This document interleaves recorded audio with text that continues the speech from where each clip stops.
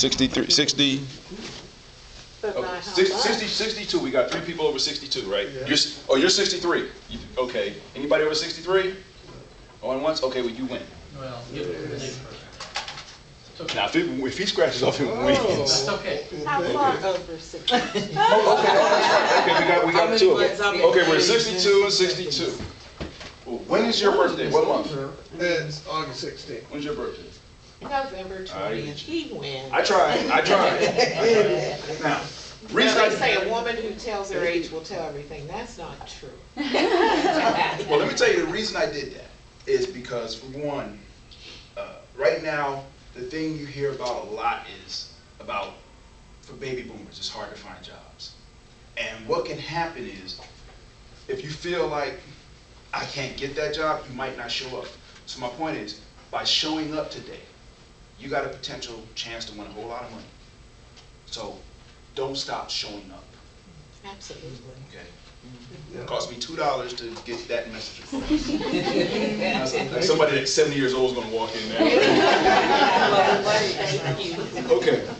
So anyway, the topic that the topic we're supposed to talk about today is networking in transition.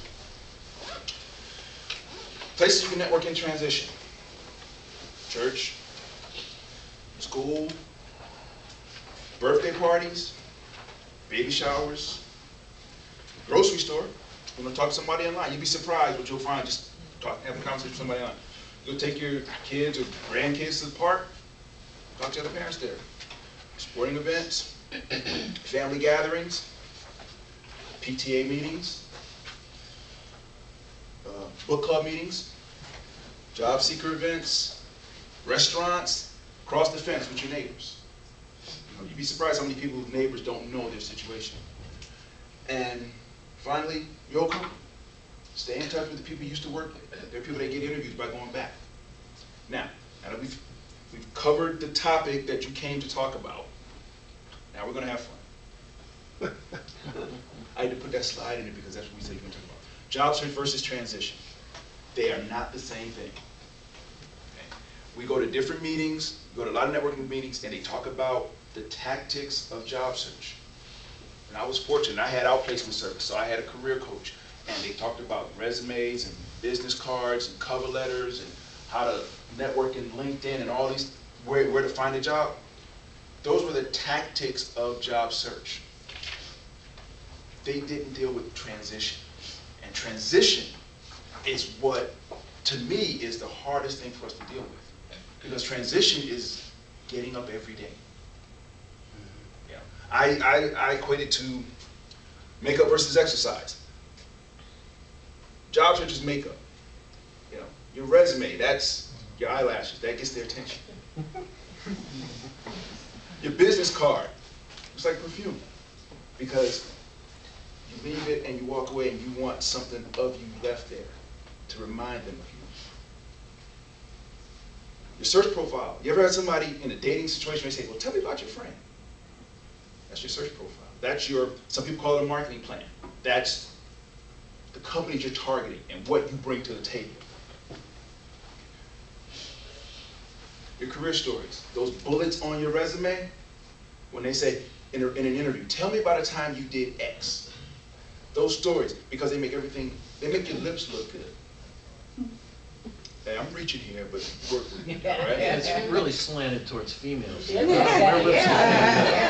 Not anymore. Well, there's some men. But your target list, the target companies, everybody say, what's your Mr. Right look like? That's your target list. And finally, your LinkedIn profile is your accoutrement. That's your jewelry. It makes you look good from a distance. So when somebody across the internet sees your LinkedIn profile, if it's up to date and nice, it makes you look good. Now, that's the makeup side. I see transition as exercise, because you gotta have faith, because that's what keeps you getting up and going to the gym every morning. Humor, that's your rope, that gets your heart pumping, when you can laugh at the things you're going through. Good time, you get dropped off. Think about, it's like somebody dropped you off at the gym every morning, pick you up every night. Well, well, you might as well work out because you're there. It's like being in transition. You here, you might as well make the best of it. Motivation. See that keg and you want a six-pack. Think about you standing in the mirror looking, and it's, yeah, okay? That's your motivation. That's what gets you to keep going back. Now, this is my favorite one. Some of y'all don't know what that is. And we will talk about bunny slippers a lot today. If you have on your bunny slippers at 3 o'clock in the afternoon, you are not looking for a job. Plain and simple. Plain and simple. All right? You know how people, I'm gonna do my job search from home, and they sitting there with their feet up, and maybe it's, Georgia slippers, and, But if you're sitting there, and it's not just in job search, think about in life. What this means is you get comfortable. And what I'm saying to you is, not just in transition, but in life, the rest of our lives, we can't afford to get comfortable in. Think about, and I use dating a lot as a metaphor because everybody understands that. You met somebody, you got married. It was great. And you said, oh, I don't have to work to keep that person. I got it. And you stop doing what you did to get them. How many people have friends whose marriages broke up because they stopped doing what it was? They stopped courting. People talk about the honeymoon is over. When the honeymoon is over, the marriage is over. Whatever you do to get that job in life, whatever you, the back starts fixing her hair. I'm sorry, caught you off that. But no, what I'm saying is, whatever you do in life to achieve a goal, be willing to keep doing that to keep it. Okay? We all want a job. We all say, I will work so hard when I get my next job. They will just love me. But when you get that next job, 6 months after you got it, and you've gone through probation period, don't get comfortable. Don't ever, if we learn nothing else about life because of transition, learn it. Don't ever get comfortable again. If I landed my dream job tomorrow, I'm still going to be looking. I've resolved myself I have to look for the rest of my life. It sounds crazy, but that's the reality of it, because as soon as I get comfortable, I could end up back here, and I don't want to end up back here. I have one question about Yes, the sir. bunny slippers. Yes, sir. In this age of modern technology, where it seems that most of my time now is spent at a computer, I might still have my slippers on. You might. But if you have them on your feet, don't have them on your head. Okay, that's You know, I got that's what I mean. I tell y'all. I figured I'd throw in a little humor there. No, I appreciate. I'll tell you a little secret, because I do a podcast on the weekends, and it's called, yes, The Bunny Slippers Are Evil, Job Seekers Podcast. And it's all about transition. And I will honestly have to admit something. When I record that show,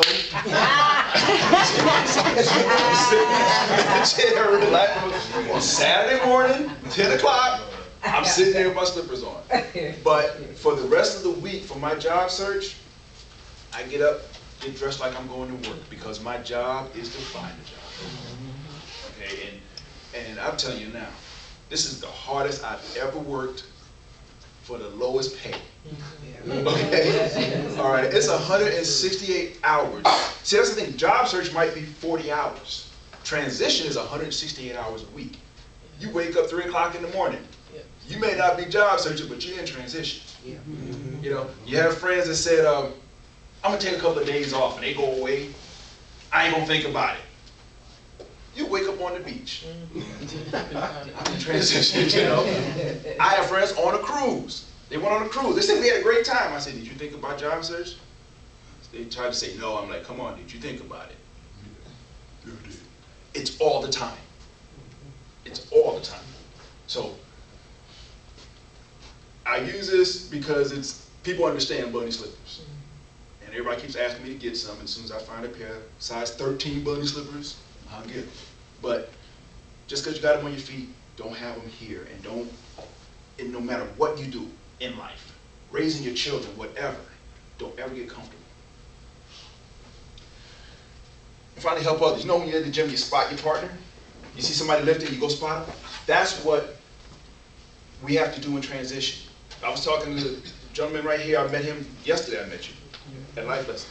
And I told him, the funniest thing about transition is we are some of the most unselfish people. You would think so many people who are trying to get jobs would be all about me. We will help each other like crazy. You know? And that's, you know, when you're in the gym, you see somebody, you spot them. That's what transition is. When you see somebody trying to do something, you help them.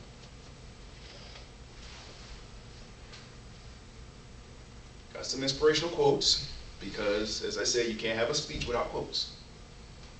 So, first one,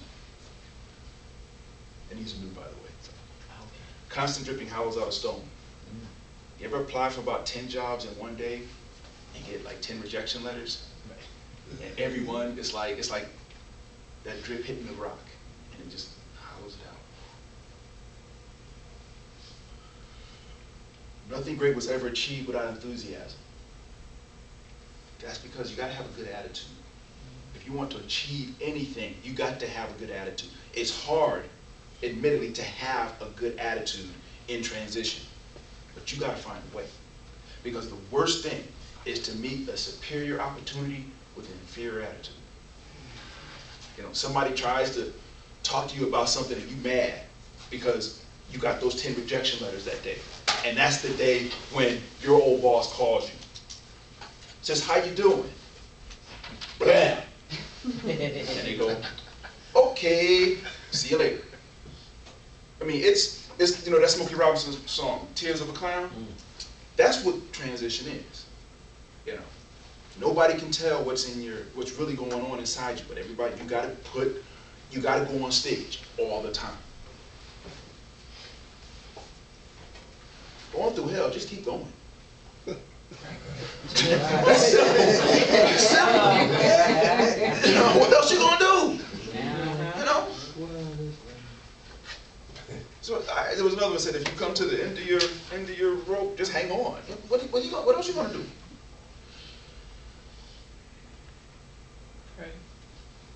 We get to that. Concern should drive you into action, not depression. First of all, how many people in here are concerned?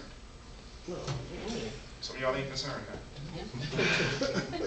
I'm looking at you two right there. I can see you. Okay. It should drive you into action, not depression. Easier said than done. Yeah, I know that. Easier said than done. My goal is not to be a counselor, because I don't have any kind of degree in counseling. I've had those days. You know, I've had great weeks and bad days. And then I've had really bad weeks but had one good day in the week. The challenge for all of us is to not get depressed about this. I mean, and the way you do that is to reach out. Because we all have those days when you wake up and you linked into everybody you know. You've applied for every job you know. And you don't know what to do. And that's when it starts closing in on you. When you're sitting there.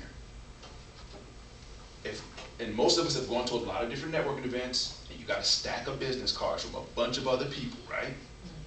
Just pull one of them out, randomly. Just pull one of the cards out. Either call that person or email them. Just ask them, how's your job search going? What can I do to help you? You'd be surprised. Because what will happen is, when you're having them bad days, somebody will reach out to you. So, I mean, to me, that's the free way of dealing with depression. Try to help somebody else, because in job search, it's all about failure after failure after failure after failure. And we all have seen people in transition who came out, who just got here, and don't have a clue what to do. You know, how many people have sat in a meeting, in a networking event, and heard somebody's elevator speech, and was like, oh, that is the worst thing I've ever heard. Okay? We've all, and it's like, if it's bad, believe me, you know it's bad, the person that just gave it know it's bad. The problem they got is nobody said to them, come on, let me help you with this. Reach out, help that person. Because when you need it, you will be surprised how people will reach out to you. And finally, when outnumbered, attack. Unemployment rate is 10%, right? So that means 90% of the people working, right? We're outnumbered. You know, if you're in a fight, you can stand there and, you know, curl up in the corner and get beat down, or you can attack. The worst thing happens if you attack is you lose. The best thing is you win. But if you cower in a corner, you guarantee you're going to lose. Just like those tickets. Been attacked. I know, right? Hey, Chris. Yes. Pause. Oh, how do you unpause? Not sorry. Oh, well, I'll keep talking while you figure out what I wrote. Those tickets I gave out. You came here. It didn't cost you anything. Oh, hey, thank you. It didn't cost you anything. You got the possibility of winning $5,000. It costs you nothing. Show up. Keep showing up. Now, how do you handle adversity?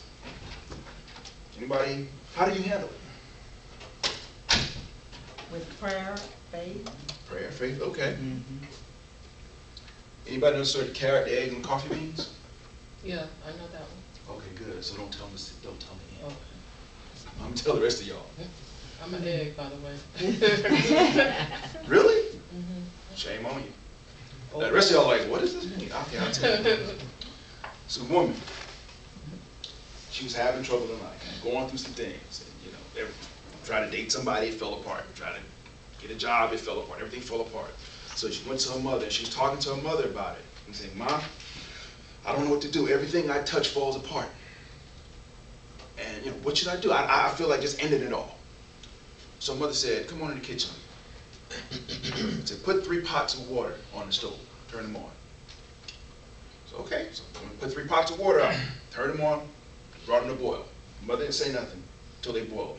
She said, "Now go in the refrigerator and get carrots, some eggs, and some coffee beans." Okay, woman got carrots and eggs, coffee. She said, "Put them in the water, in the boiling water." Okay, put the carrots in one, put the eggs in the next one, put coffee beans in the next one. Mother didn't say nothing. The daughter was looking at her like, you know, what am I missing? 20 minutes later, so the mother said, "Okay, now take them out, put them in a separate bowl." Took out the carrots, took out the eggs, took out the coffee beans. Mother said, "Now look at it." Said they all had to deal with the same adversity, the boiling water. The carrots started out hard and strong. They came out mushy. The adversity beat them. The eggs went in hard shell, fragile inside. The eggs came out hard all the way through. Coffee beans, they changed the water. They made the water better. They integrated themselves with the adversity. And they made everything better. So the question is, are you a carrot, egg, or coffee bean? But the challenge is to become the coffee. The challenge is to take this adversity that you're dealing with and come out the other end to make it better. Was that kind of how you heard it? Same way. You an egg, huh? I'm an egg. Okay, now, some facts about transition.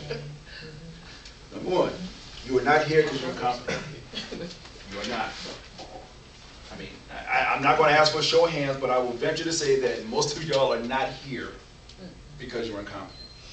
You were here because when they took a vote,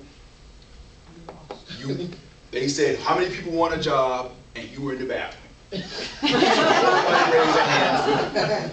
Okay, that's, Sorry, I gotta go, man. yeah, that's the point. You know, it's not personal, and don't make it personal. You know, when we grew up, you know, I'm in my 40s. You know, you grew up hearing about people that were unemployed, and the stigma that was attached to that was that, well, this person just messed up, or, you know, they're unemployable. And it's not like that. Once you're out here, it's not like that. So you're not here because of that. Can I, Yes, sir. can I hit that point with you for a second? I know I'm not here because of that, but how do you keep fighting that mentally? How do you not think you are? I mean, I know I'm not, but there's a deep-rooted feeling about what other people are thinking about me, okay? And then that's, Okay. And I've always, you know, it's one of my faults. I'm concerned about what people think about me, okay? Egg don't care. they don't care. That's, it's, but you know what, I think it's more of us like that than we'll admit to it, because I mean, we're all like that. Yeah. I don't agree. I don't agree either. So you think some of us just don't care what other people think? And that can be bad too. I That can really also be have bad. come to that conclusion. I mean, I would be lying, I guess, if I say absolutely 100%. I don't care, because I do care about what that interviewer thinks of me across the table. Right. You know what I'm saying? But to buy into, my job loss had something to do with my competency or anything like that. It had nothing to do with it. It was somebody sitting in a corporate office Yep. who decided that they wanted to move this particular skill set to a different state. That's And I was exactly what happened to me. Yeah. And I was, I see that. and I was unable to Move. Yeah. Right. absolutely. That's right. Nobody And wants once I tell my story, I mean, it can't be refuted. Right. So why would I internalize But I think what that? he's saying is you gotta make sure you keep believing. Oh, I do. In the back. Oh, I mean, first, I'm gonna tell y'all, this is meant to be a conversation, not a presentation. Not a what? Not a presentation. This is a conversation. Okay, I talked too long. No, I meant to say that up front. I have a problem with that. I mean, I'm sitting up here talking, but if you know, stop me. But I'm sorry, go ahead in the back. Feedback is good. If we're talking about our view of ourselves, and we depend on other people's view of us to decide whether we're gonna be good to ourselves or not, that's not good. Right. And I'll talk to you later, because I deal with those kind of people, and I've got a solution for that. Ooh. But it doesn't involve anything in The here. way you said that just made me think you got like a shotgun in the Hitman. back. I was like, I got a solution for that. I have a solution, Yeah. Like, but yeah. it's beyond the scope of this meeting.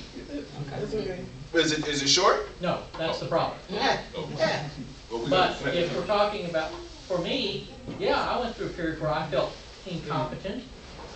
I was very grateful. I started looking for, reading a book for certification in my field, and as I read it, I said, oh, I remember that, oh, I remember that, oh, I remember that, and I got my confidence back. Well, you know, and the thing is, we all have a story, and I tell you a story I haven't told anybody. When my last position, when I got severance, laid off, downsized, right-sized, whatever, I was a business person in an IT organization. IT did a restructuring, and they don't like business people. But I go back 2 jobs ago. When I left Aetna, I was with Aetna for 18 years. Okay, I mean, I knew the business side now. I moved from Connecticut to Georgia for a job with Aetna. Moved my whole family down here. They said, here's how it's going to work. You're going to have 2 bosses. One's going to be your training boss, and one's going to be your administrative boss. Matrix. I get down here, 3 months after I get down here, they eliminate the job of the person who was my trainer. And the job that I was doing, it takes 2 to 3 years to learn it. And I equate it to being coming straight out of nursing school. They put you in an ER, and the second day, all the other nurses quit. That's how, I mean, you talk about getting thrown to the wolves. Long story short, I lasted about a year in that. And I mean, you talk about feeling incompetent because you're doing things, and it was like we did forecasting every quarter. And my boss would just tell me, just do this. Don't worry about, I don't have time to explain to you why. Just do it. And then the next quarter, he's like, well, do what you did last quarter. Well, I don't know why I did what I did last quarter. I went through a year of that. And you know, my review came up, and he told me, my boss was honest, open out. He said, you know, your review's gonna be ugly. You know, your review is basically gonna get you out of the company. And that's what it did. After 18 years, So, I mean, I know about feeling incompetent. After 18 years with this company, I ended up in a situation that was not of my doing. It was a reorganization around me. Upper management, who I had some contacts, realized that I was being thrown under the bus, but we've already made the decision on how things are going to go, so we're not going to change it for one person. Thankfully, and I apologize to all the atheists in the room, but this is when God stepped in, because my last day of work was going to be on a Monday, and I got a job offer the Friday before. Another company.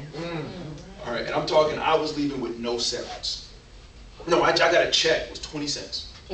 My last check, after 18 years. So I mean, I know how you, I mean, I've been there where you really, you walk out saying, I'm just stupid. You know? But to answer that, the thing about it, I think what happens is you believe about yourself, but then the evidence that you're seeing, you know, you're applying for jobs and not getting interviews. And it's just like, it must be me. It's not us. It really is not us. It's them dumb hiring managers, but that's another story. but no, but seriously, the thing we gotta remember, it really isn't us. You know, we joke about it. Some meetings I go to, and they say, you know, we could start a great company with the people in this room. Man, I was just thinking. We could start a great. If we had, what do y'all hit for the lotto? We have fun. We could start a great company. And that's what you got to believe. It's like, I can believe that I was incompetent at Aetna and that's why I left. Or I can believe that I was competent enough to work there for 18 years and just ended up in a really bad situation. Conversely, my last job that I was severance from, me and my boss are going to lunch tomorrow. My reviews for the year I was there were all excellent. Yet I'm still out of a job. That's that mental thing you got to deal with. But like she said, you know the truth. And it's like, I mean, try to be silly about it. It's like thinking you're a really handsome guy. And all your life you're told you're a really handsome guy. But you can't find a woman. Nobody will date you. And it's like, you're saying, well, maybe I'm not handsome. You know, because nobody will date me. That's the kind of thing. It's like, It's your shoe size. huh? That's all right. I mean, I just want to say it later. But it's like, I know where she's going. I do too. but you know, it's, Anyway. you worked, and you were a smart, intelligent, good worker.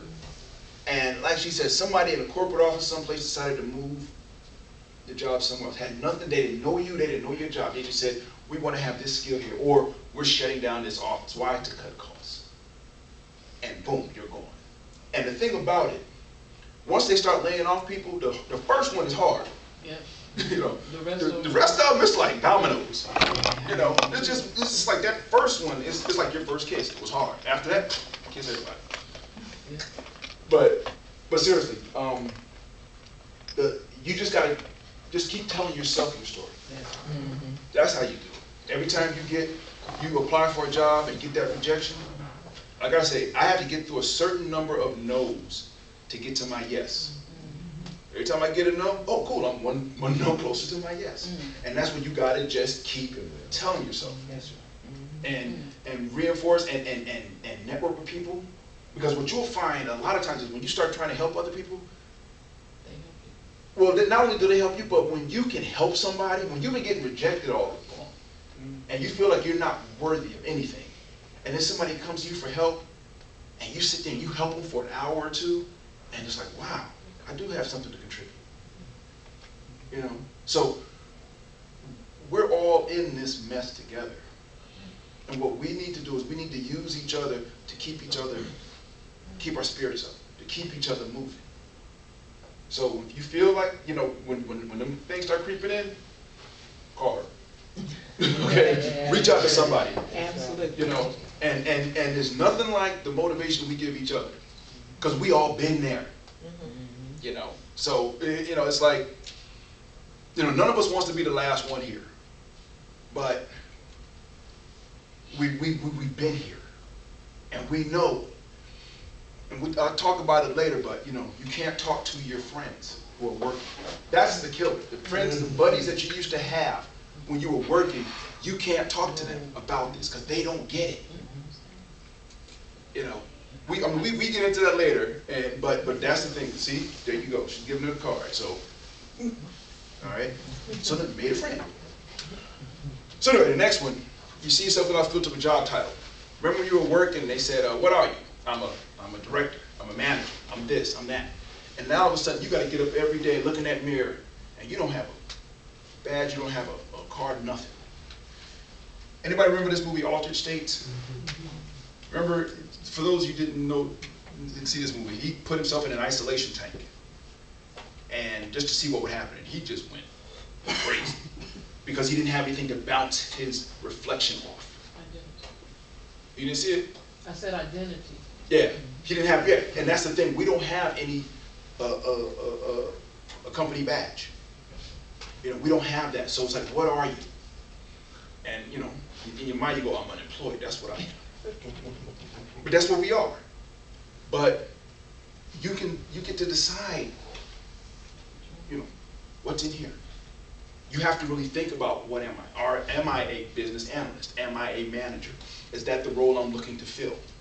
At Life Lessons yesterday, for people who weren't there, we had a little exercise. You had to get up and give your name, that was 2 words, and you had to describe yourself in 2 words. Okay? Now people were doing hyphens and all of this. Maybe do 3. No, Yeah. don't need They want HR is 1 word all of a sudden.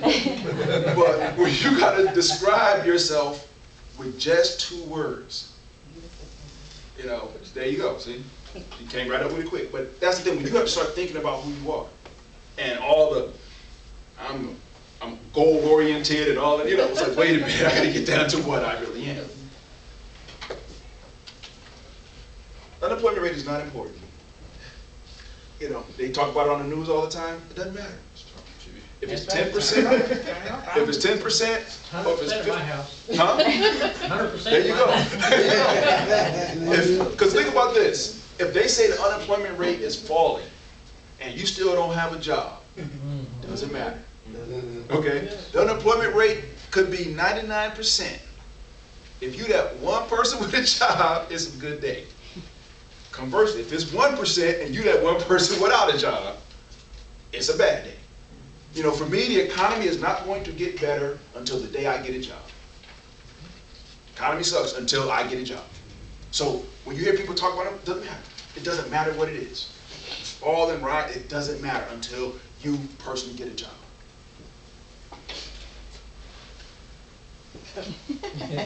Not always a happy camper, right? Okay. I say this. You notice they don't have cheerleaders at funerals? Right? Except in New Orleans. But for the most of them, they don't have cheerleaders. Why? Because it's like you got this grief, and they want you to hold on to it. But what we do in transition, people always are trying to tell you, stop, no, cheer up, cheer up. Cheer up, cheer up. Sometimes the last thing you want is to be cheered up. You know? Like I said, you apply for 10 jobs, you got 11 rejections. You know? And then somebody calls and they come over with pom-poms. This chick, no, I earned this. Let me have this pain. I want to, you know, nothing wrong with that. Yeah. There's nothing wrong with that. You want to have a pity party? Have a pity party. Don't have a week-long celebration. All right? But when you get there, you know, sit and, you know, just, because sometimes pain feel good. That didn't sound right. You say something and everybody goes. Yes, sir. This kind of pain is the pain, is the legitimate suffering of life. Yeah, yeah. Oh yeah, oh yeah. It makes you grow. Yeah. It does make you grow. And as far as this, don't want anybody to cheer you up. One time it was one of those, you know, you just knew you had this job. And I got the call that I didn't get it. Within 15 minutes, this man right here happened to call me. And I told him, he said, you know, how, because he knew I was going on interview, he said, how turn? I said, I'm going to tell you what right now. I said, it's me and the bunny slippers for the rest of the day. I said, and after that, I can be okay. And it was fine. He came, he was like, okay, Julie, I feel so, you know, you know. And then he got me to laugh and everything. And then, but my thing was, okay, today, this is it. This is me today. I will be better tomorrow. And I was, you know, because you get over it, you know. But I just needed that day. And what I did with her, and it wasn't training, it was just common sense. And I've had conversations with other people that were in a bad place. The first thing you got to do with somebody is go there with them. You know, you got to acknowledge, yeah, this sucks, it's bad. Once you acknowledge that, and they go, okay, then you can ask them, so what you gonna do about it? You know, I went to a meeting in Douglasville, and after the meeting, there was a woman outside the meeting, and she was, you know, she looked like she'd been crying. And I said, how you doing? What's, you know, it was a job seekers meeting. And it was on Monday night. And she said, well, I'm getting evicted out of the hotel I'm staying at on Saturday. Because I said, what's wrong? She said, nobody got worse than me. I said, well, tell me your story. She told me that, and I was like, whoa. I was like, wow, that's bad. I said, well, you got kids, family, anybody stay with? Nobody. He said, it's Monday, I'm getting evicted on Saturday. And it was raining that night. It was cold and raining. And I said to her, I said, you know, I said, that's bad. She's like, yeah. I said, okay, so what you gonna do about it? I said, if you do nothing, you get evicted on Saturday. I said, you wanna have your pity party tonight? You have it. But it's raining outside tonight. You got a roof over your head. Amen. There's always somebody worse. That's right. You know, I have a friend who got married this month. The day before she left for her wedding, her mother had surgery and went to a coma. She's getting married. And it was a destination wedding, so she had to leave. So as bad as you think you got it, there's always somebody worse. So when you start having that pity party, have it for things that happen to you. But like I said, don't make it a week-long celebration. Because like I told that woman about getting evicted, and I said, tomorrow morning, I said, tonight you got to ride back, you go back and you sit and kick and cry and throw pillows and whatever you want to do. And tomorrow morning you get up and do something. It may not work, but if you do nothing, it's like you standing on the tracks and the train is coming. If you do nothing, the train is going to hit you. If you try something, you still might get hit by the train. But you guarantee to get hit if you do nothing. Left field is your BFF. Everybody, we kind of old here. Everybody, y'all know what a BFF is? Best friend forever. Think about it. Everybody you know landed a job. Every interview came out of left field, didn't it? That's how'd you get that job, man? Came out of left field. The point is, left field by definition comes when you least expect it. And you know, I think about this. All of our networking is all left field. That's what we're trying to get as many left fields as we can. Think about that. That's all we're doing. We're always doing this. We're trying to get as many left fields so that when something comes, you know, you'll get an interview from somebody who you spoke to 4 months ago, and find out they talked to somebody, and so on. All of a sudden it came out. So left field. My point is, like I said earlier, always be ready. You don't want to meet that superior opportunity with an inferior attitude. You know, your old boss calls you to come back the day you got 10 other rejections, and he asks how you doing, and you blast him. And he says, okay, have a good day, and hangs up. Remember, you were confidently employed. Remember when you were working? Starbucks coffee was the best coffee in the world. All right? All right. Remember, I just feel like a new car. Remember them days? Women, I don't need these boots. I want these boots. There you go. Okay, man, we might have said that too. All the women stopped laughing, like, why you gonna go there? But now you used to be what I call confidently employed. You know what you are now? You don't think you got cooties? You ever try to reach out to people you used to work with? Oh. Okay. And all of a sudden they're telling you, oh, call me on my cell phone, don't call me at work. Or you try to get a recommendation from an old coworker on LinkedIn. Yeah. Can I email it to you? Okay. You try to get an informational interview. Hey, can we go to lunch? People used to go to lunch with every other day at work. Now all of a sudden it's like, Okay. You know, that's just- All right? Oh, you do. When I say cooties, all right? The cool thing is that everybody in this room, we all got cootie bulbs up for you. We all got cooties. So we can network with each other. We live in Cootieville. That's right. Here's a question. What kind of job seeker are you? I've known each of these types. Hokey pokey. You know the person, you remember that song? The person, I'm a job searcher. No, I'm not. I'm a job, no, I'm not. I have a friend like that who was in her late 50s. Drove us crazy. Because she just, I don't know, take a week off, I don't know. She got a job. Oh yeah, we wanted to be her. We wanted to be her. Because she was at that stage, she was like, well, either I can downsize my house, I can probably coast to retirement. And we're like, well, then go ahead then. Leave us alone. Man, she landed. Talking about wanting to slash somebody's tires. But hold out. I'm worth this much. I will not take a penny less. Wow. Now the people that have been out about 2 or 3 years, okay, I don't know, maybe you all hold us, I don't know. But we all know somebody who's like, you know, 2 months out, I got offered a job, and I was like, I didn't take it. And now, like, man, if I could get that job back. We all know somebody like that. Scared. Well, that's all of us, okay. That's all of us, all right. This one, the optimist.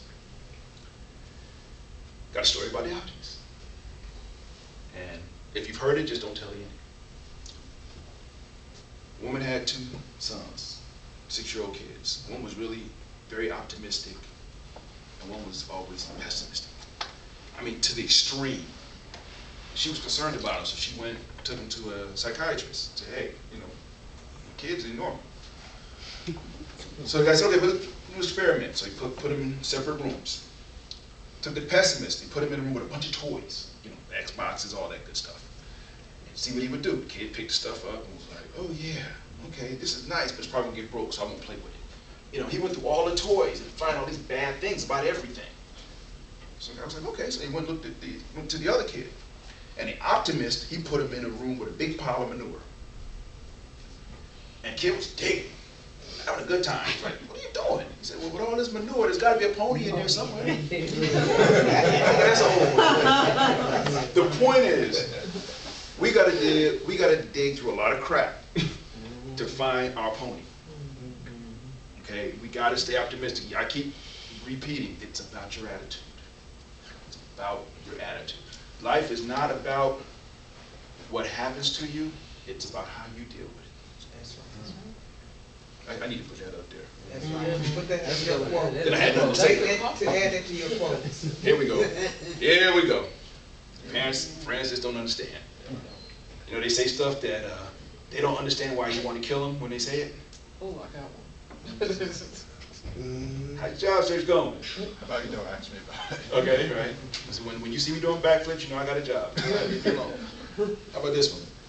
I had somebody told me they were asked that. What do you watch on TV during the day? I had one of my dearest friends ask me, "Hey Joe, how you doing?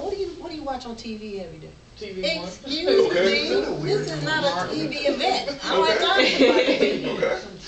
Here's this one. Good times. I know somebody whose parent asked them that. And when they told me, this was a guy, he was almost in tears. His parents asked him that, to apply for a part-time job. You know why? Because it hurts worse when you get turned down by a racetrack. That's why. All right? All right, you go on the racetrack with an MBA or PhD, and all of a sudden some 17-year-old kid on probation gets the job and you don't. Yeah. And tell me how you feel. All right, so don't apply for it, you know.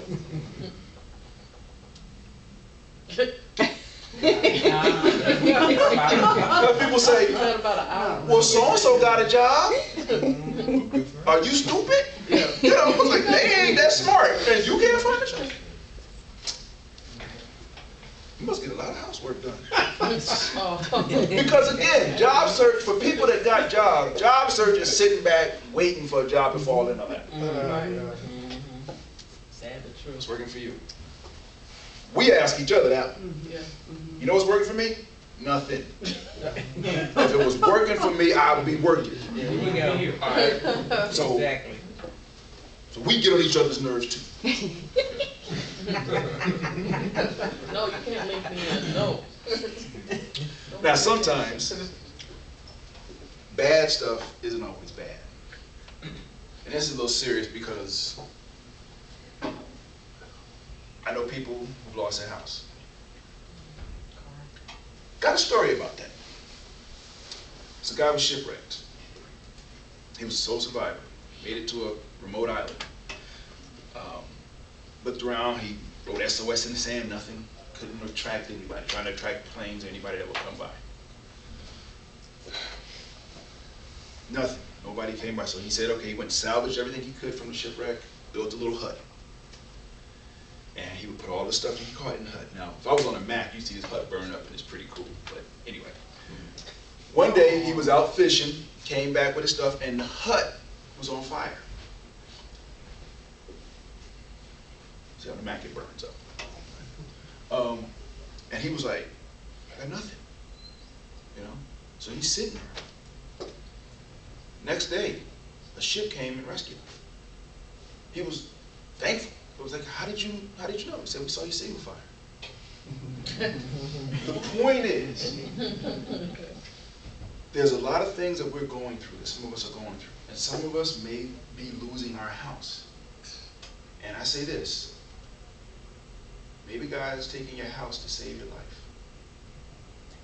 Maybe the things that happen to you that you think are the worst things in the world are happening for a good reason. You know, how many people have been late for when we used to work, or, you know, we're late, and you're on the highway and somebody's, you know, in front of you, the car full of nuns are doing 20 in a 45, and you tailgating them, you know, and you're late. But had you passed them, you'd have got hit by that tanker truck up there. So everything that you think is bad may not be bad. So think about that. Again, there's always somebody worse. You know, I cried because I had no shoes till I met a man that had no feet. There's always somebody worse, and everything bad that happens to you, you don't have to let it result in nothing but bad things for you. Here we go. Top 10 things we hate about transition. Now just tell me if I'm wrong. Pretend. Who does it? Don't return our phone calls. Okay. All right. I send them hate mail. When you first connect with them, you are the greatest prospect in the world. And then when they don't got nothing, you don't hear from them until they need you to help them find somebody else. I call them back with a different name so they don't know who's calling. Same phone number? Caller ID. Well, No, block the. Oh, okay, all right. Let's say, yeah. Before star 69, that was good. How about this one? Oh, yeah. Okay. Yeah. Under. Yeah, I've gotten one in 30 seconds. Yeah, right? Yeah. It's like, how did they read it that fast? Yeah. Like, wow, they're good. Watch, check out this one. None. Okay, so you don't know what happened to it. You sitting there just waiting. Finalists. Huh? Yeah, right? 1 or 2 finalists for 3 months. Really? Job fairs.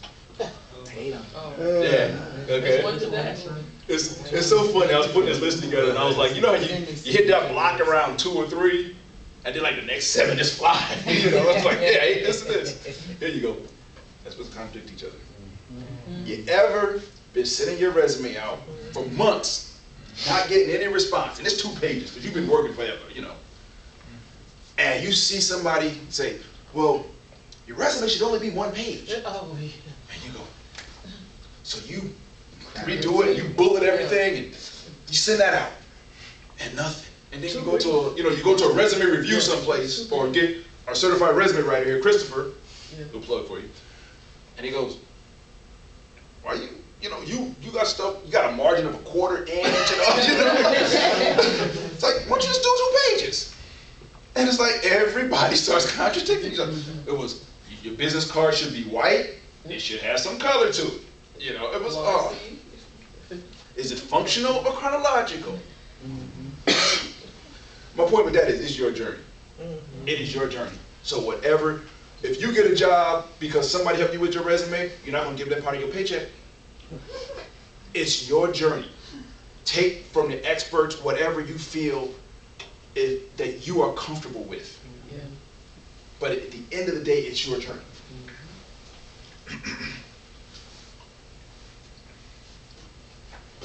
Job seekers that don't want to drive that far for a job.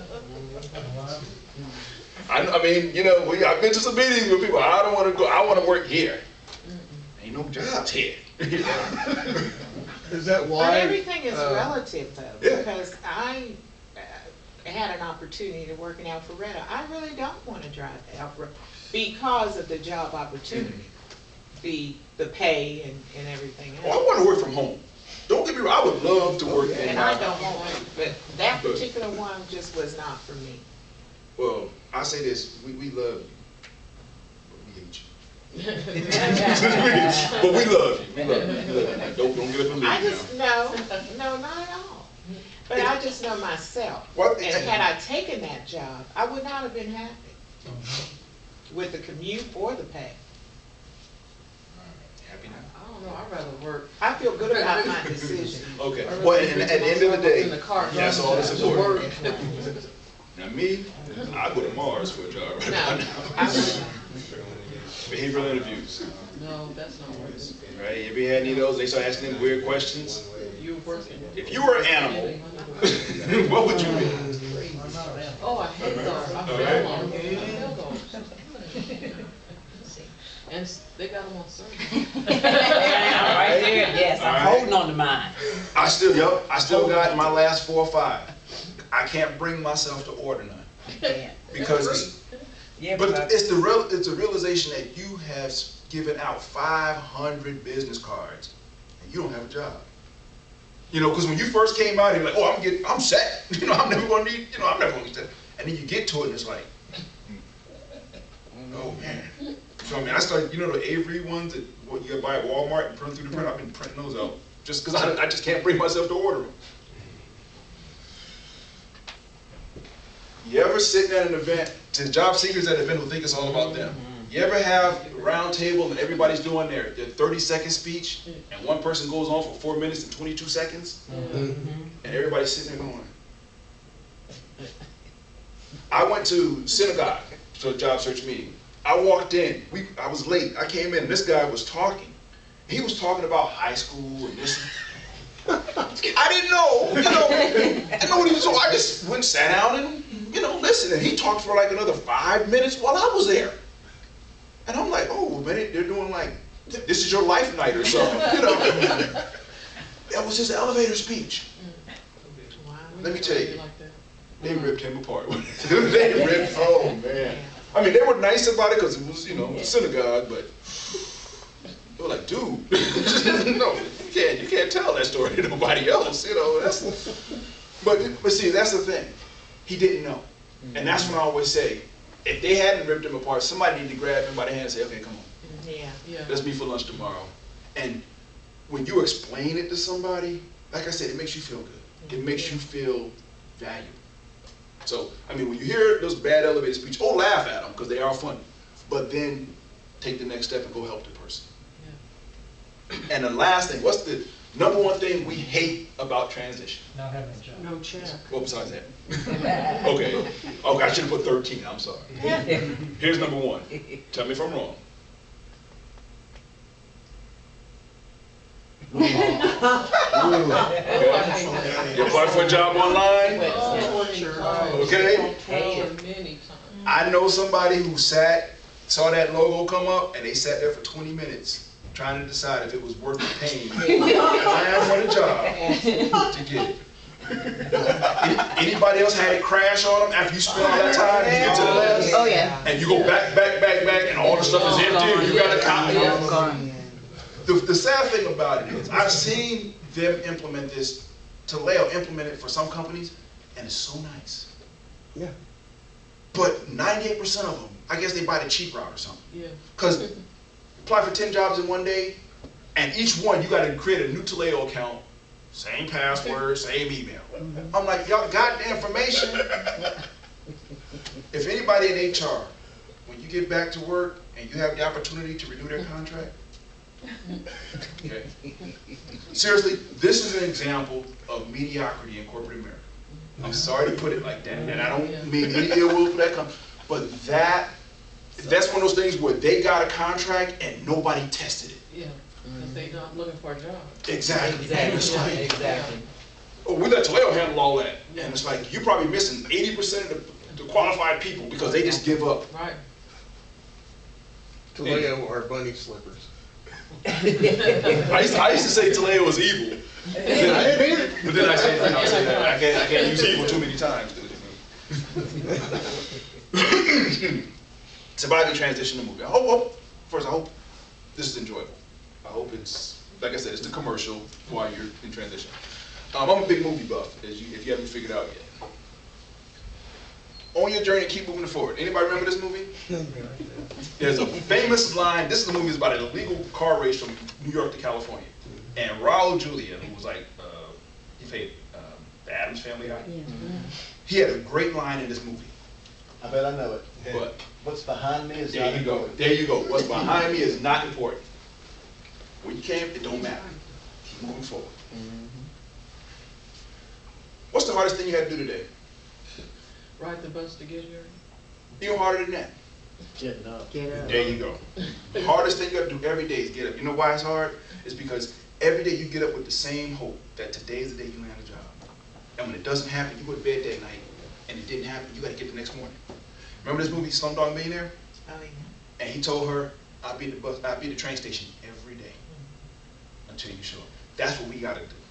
Now, give you something to think about. When you wake up every morning, when you're laying there, there's a lot of things around your house that can motivate you. A lot of things in that room that you can use for motivation. Because think about this. You got your alarm clock, right? You know what the alarm clock is telling you? It's saying be on time. Maybe you got a calendar on the wall. You know what the calendar's saying? It's saying be up to date. You got a mirror. Mirror saying reflect before you act. You got a door. Door saying push hard. You got a window. Window saying see the world. You got a roof over your house. It's saying aim high. And finally you got a fan. Fan is saying be cool. So your motivation starts from the minute you open your eyes. The things that keep you going. If you look around, you can always find motivation if you look for it. Your attitude is the most important thing. Everybody saw this movie. Yes. Remember the ending? I think it was almost his last line in the movie. You know what his last line, Danny Glover's last line in this movie was? 2 words. Who's next? Who's next? He had chased this monster all across town and killed it by accident, and 6 more showed up. He's standing there in the spaceship, and what he said? Who's next? When you get them 10 rejections, who's next? Help somebody in their job search. Like I said, if you have those days when you don't know what to do, pull out a business card from somebody else who's looking and just ask them. And it's funny, if we ask somebody, how's your job search going? It's got a whole different meaning than when your spouse asks you, how's your job search? Or your friends. Ask somebody, what can I do to help you? Embrace your crazy. How many people in here are crazy? For those of you who didn't raise your hand, I got paid.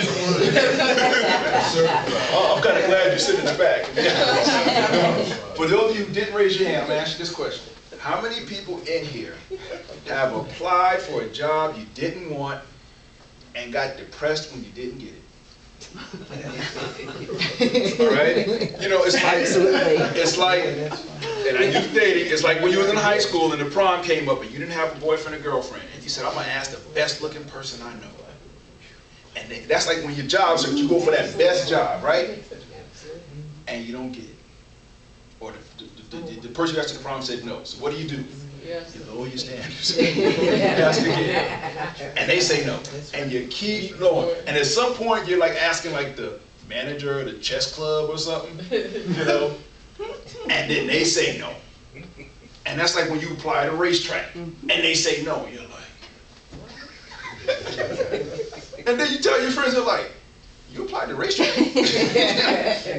Really? And they said no? Wow. Trust God. Again, I apologize to any atheists in the room. Trust God. You've got to find something. Call him God, call him Allah, call him Lilith.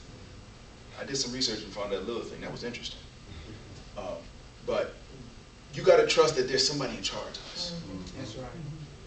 Okay, that nothing is happening for no reason. That's right. Simple question. Why you? So the answer is? Why not? Reading my slides? Why not you? You know, you'll say, oh, well, the person was working next to me, you know, they should have got this. I know somebody, true story, laid off from my company. They told me that they were laid off so that the other people in their department would have to step up. Yeah, you know, you hear it and you go, huh? Oh. And it was like, okay, if that's the story you want to believe, stick to it. It's funny, I tell you, this stuff we say in transition is funny. Now, your time in transition, why are you here? I just like this painting. Do the journey, don't let the journey do you. What, change the word to time. Huh? Do the time, don't let the time. Yeah, well, yeah, I mean, well, all of us haven't been in prison. I'm just saying. I'm glad you're a good sport. But my point is this: don't let transition happen to you. Remember, see, you're an egg. That's the thing. You want to be coffee beans. Change the water. Make the water better. Volunteer. Go help somebody else. That's what I'm doing. Yep, there you go. Jump in with both feet. All right? You don't keep open. You want to do it. Because your friends, you don't like that. And man, when she landed, oh man. You know, you try to be happy for somebody. Oh, that's so. You know, she sent an email and you sit there reading the email about 10 times and then you're like, congratulations. Oh, I got to put an exclamation point on it. You got to the part of the song where you throw your whole body in and you put your whole body out. Yeah, you don't throw your body in, you stay in. Reach out, help others. I keep saying that. You gotta help each other. This man here, he just graduated from college. I told him, you just graduated at the wrong time. You just did it because you gonna fight with us. All right? But laugh, cry, stop, do what you gotta do. Right? Just deal with it. But don't hold it in. Because that's when people go rob Krispy Kreme for donuts.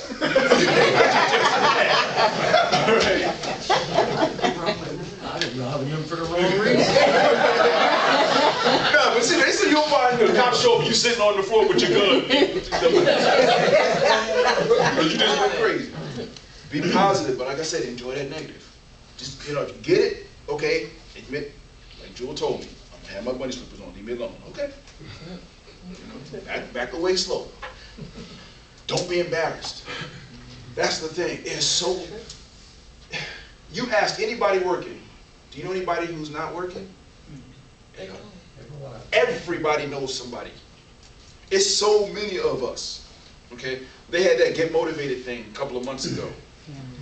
They filled the Georgia Dome on what, a Thursday? And people wasn't working. They filled the Georgia Dome on a Thursday.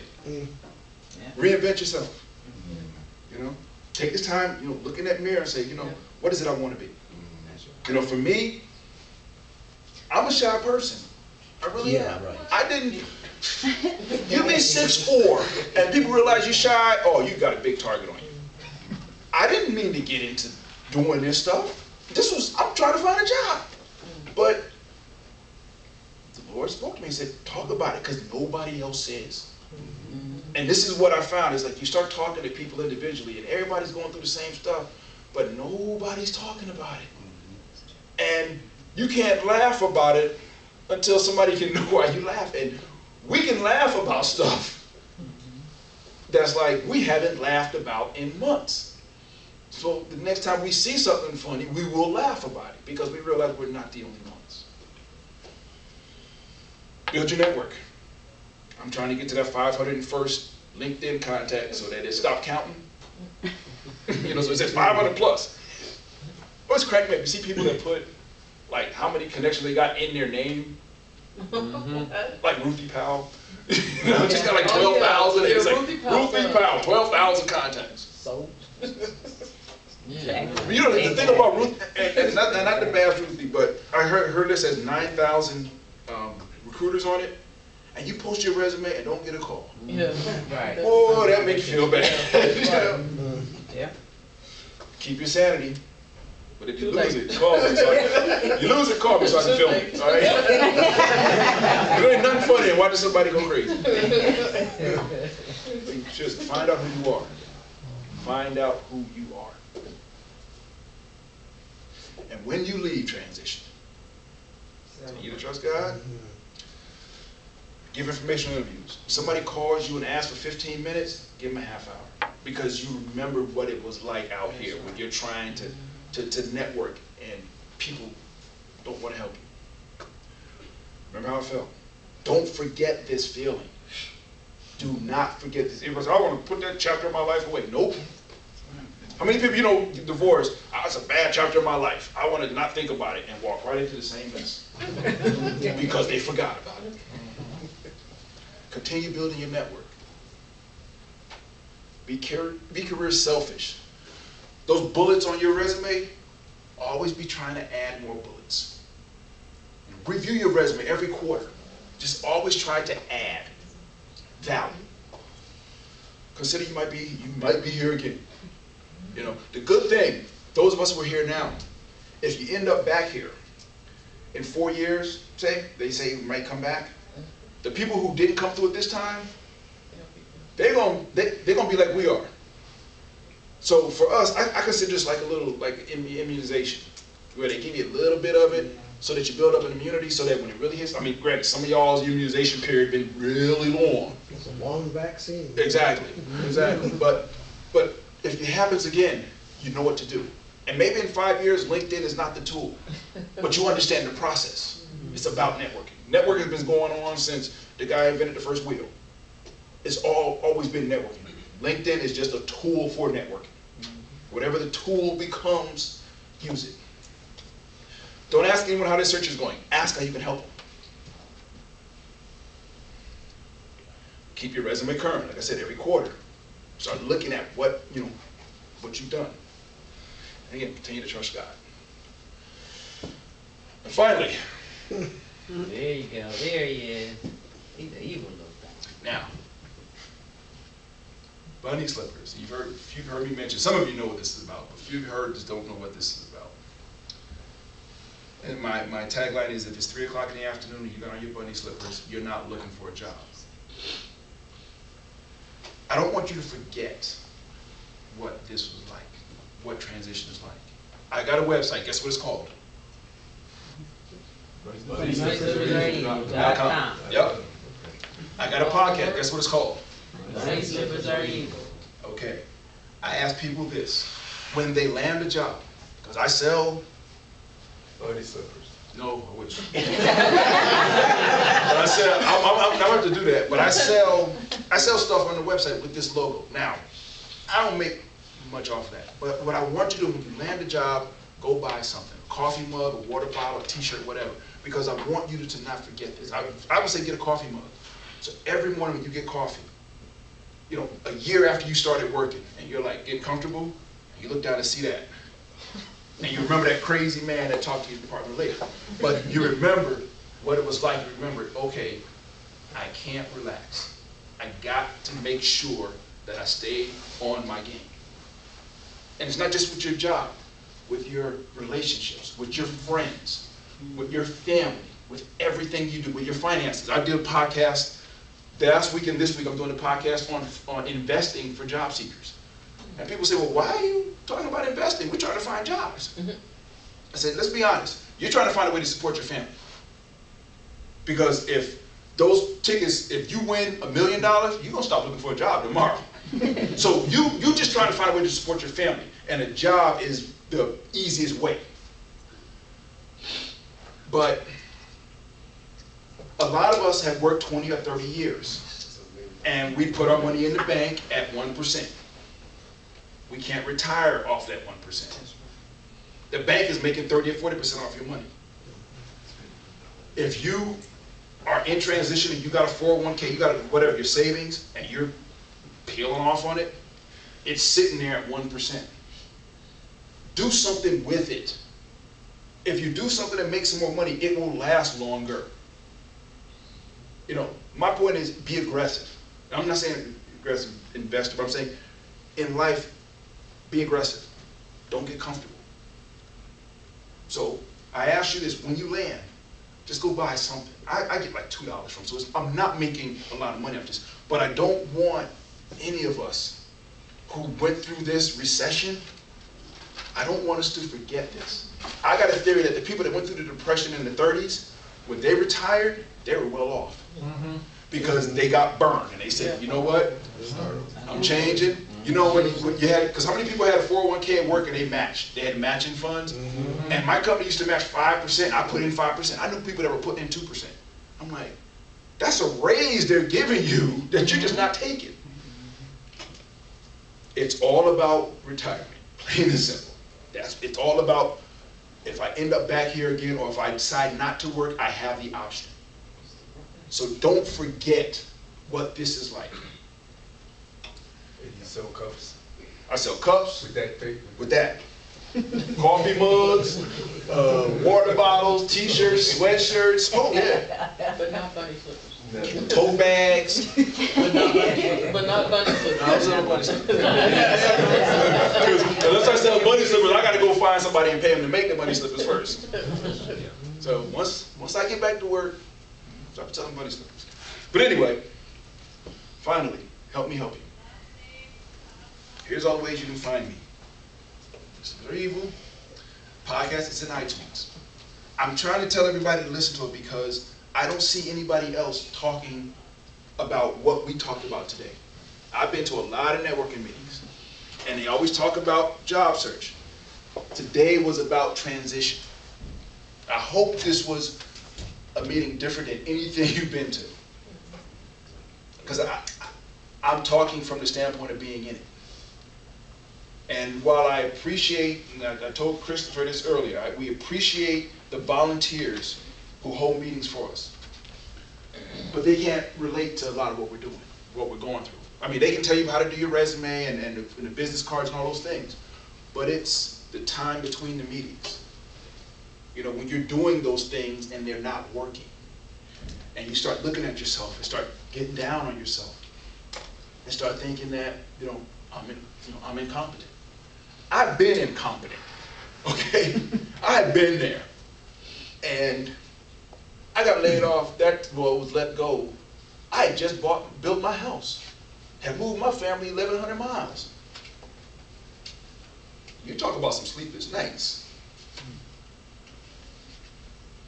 But I hope, what my hope is in talking to everybody about this is that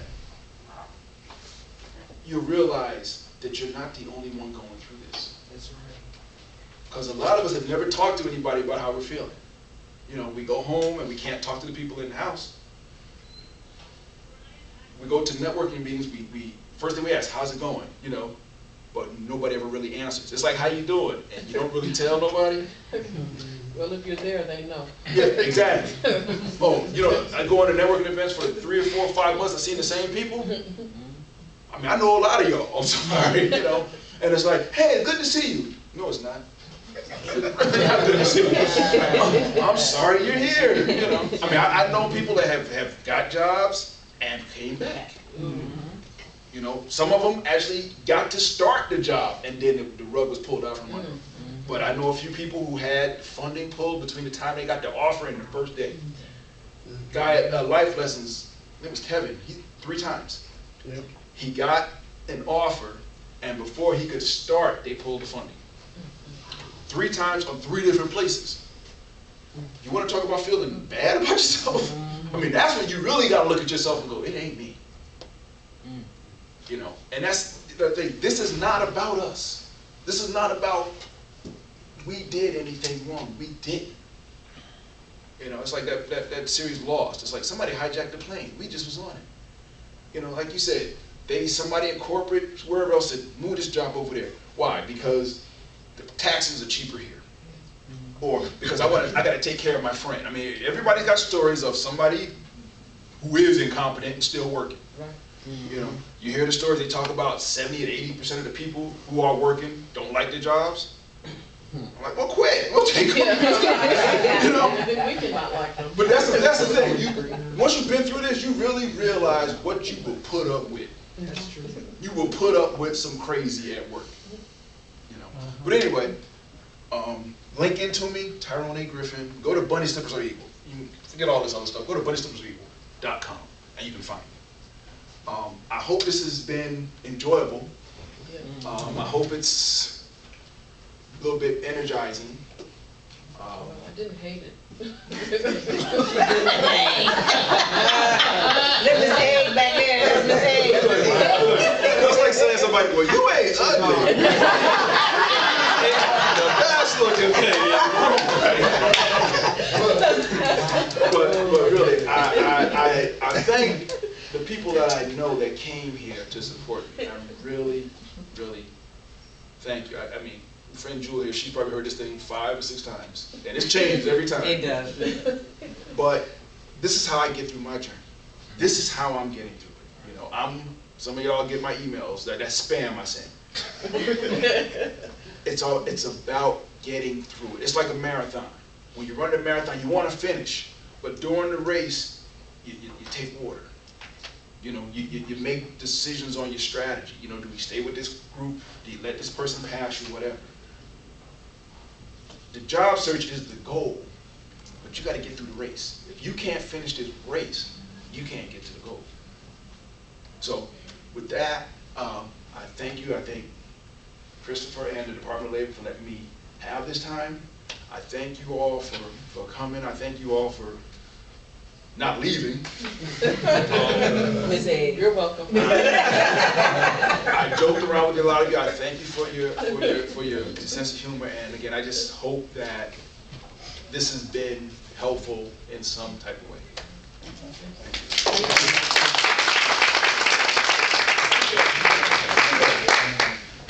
Thank you, sir.